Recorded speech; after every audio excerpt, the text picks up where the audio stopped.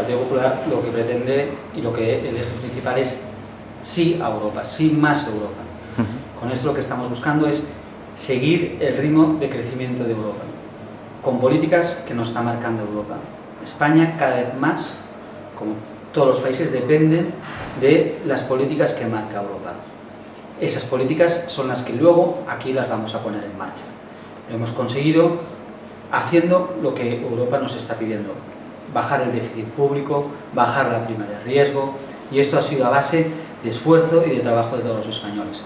Con esto lo que estamos consiguiendo es más Europa para poder potenciar España, para que España vuelva a ser un país creciente como empieza poquito a poco a serlo ahora, y es el único camino que tenemos.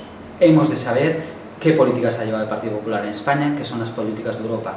Las políticas de otros partidos las hemos visto, nos han llevado al déficit, al desastre y a estar casi intervenidos. Nosotros buscamos salir de esta situación, lo estamos consiguiendo con el esfuerzo de todos los españoles, con el esfuerzo de todos los catalanes, con el esfuerzo de toda la gente de Sant Quirze, y ese es nuestro proyecto: seguir luchando para llegar a ser alguien importante en Europa. El Partido Popular en Europa nos estamos jugando todas las políticas para la creación de empleo.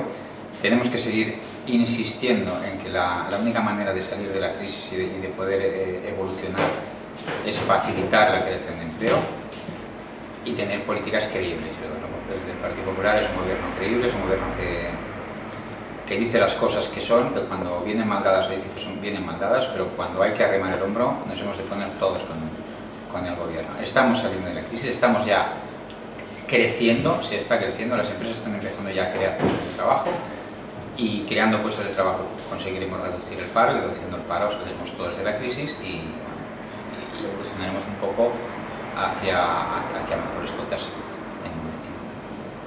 en la economía y en general en el bienestar social.